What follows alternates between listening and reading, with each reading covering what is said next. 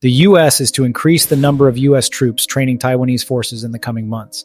They are only trainers, and there will not be a lot of them, but that was not the point.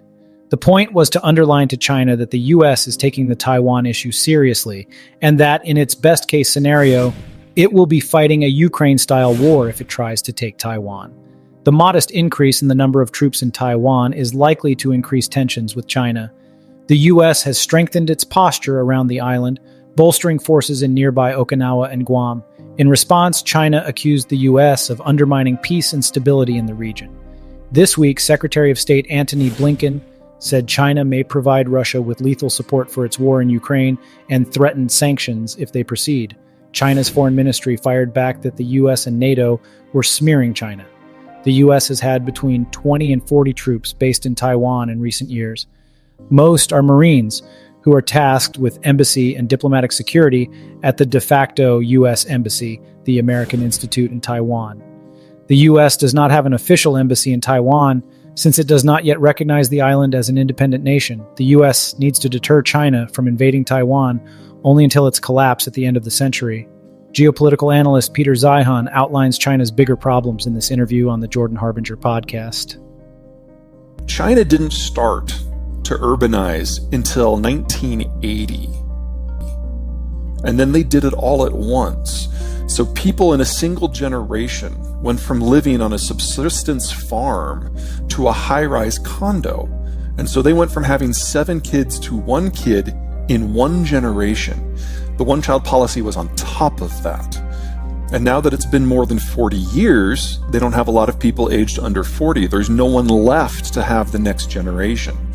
So this was always going to be the last generation for the People's Republic. It was always going to be a 2-generation experience total. But it's happened so fast that we don't even have an economic theory developed. Humankind does not have an economic theory for what would allow the Chinese economy to function in 2030. It's that far gone. In the United States, we are a large population, 330 million. In order to round out our younger age groups, we really need to bring in about 2 to 4 million immigrants a year. And we're well under that right now, and that is something that will come back to bite us again and again and again in the decades to come. But we're also a settler society. None of us are actually from here, and so the United States is capable politically of sustaining large volumes of immigration for an extended period of time. Just now is not one of those moments. Immigration can be part of our solution. There's a lot of complications in that conversation, politically, logistically. That's a different conversation we can get into if you want to. But the United States is the largest economy in the world with the greatest upward mobility from people from the lower classes to the higher classes, and the attractiveness of that system, especially since it's mostly free, is robust. And you're right, that when we do decide to have an open immigration system, we usually have no problem drawing in people, and that's before you consider what's about to happen to the wider world, where the delta between the US and everyone else is going to be huge. The United States has over 300 million people. The Chinese have about 1.3 billion. So to move the needle, you don't just need to bring in 3 times as many people. You need to bring in 10 times as many people under age 40. It's not clear that there are enough people that are potentially migrant to salvage just China, assuming no one else moves anywhere else. The United States has developed an interesting reputation of late of being a little bit racist, with white people being a little sketchy. But in China, which is 90% Han Chinese, they are blindingly racist to anyone who is not Han. And to think that there are going to be incentives that will draw people, especially in numbers, to the PRC is ridiculous, even before you consider the disconnect in terms of economic activity. But third, there's the governing system.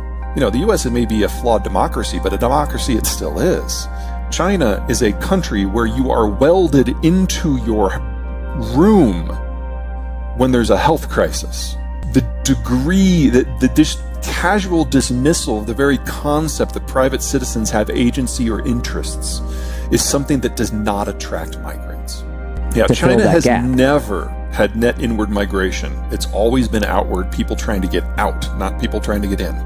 Now, there is migration within the Chinese system. People forget that China is not a traditional nation state. It is an empire, right. And they have expanded out and conquered other groups. And you do get migrant from those poorer minorities into the urban centers.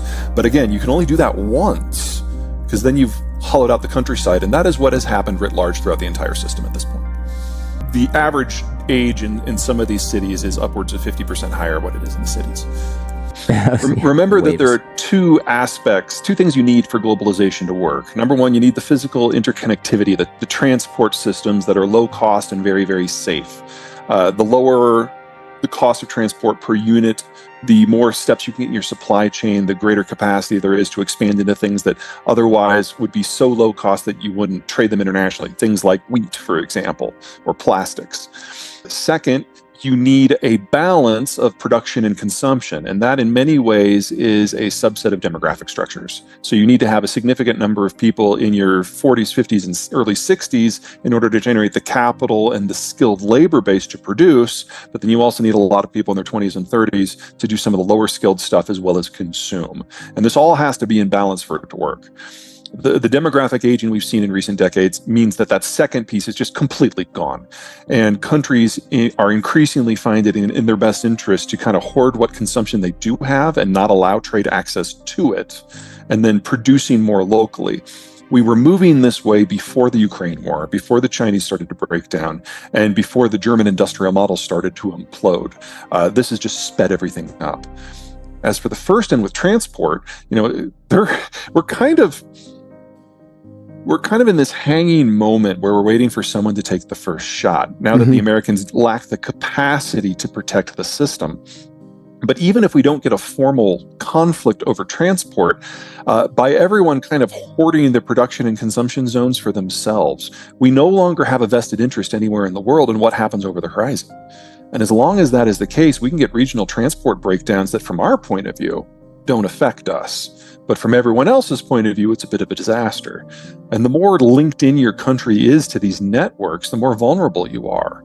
So China, Korea, Germany, very much so at the very top of that list for different reasons. But they're all dependent upon the inflow and outflow.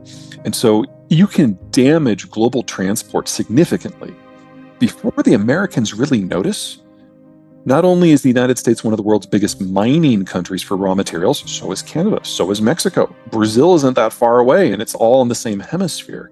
So you can have an Eastern Hemispheric breakdown, which today, 3/4 of population, 3/4 of energy, 3/4 of food production, 3/4 of manufactured goods.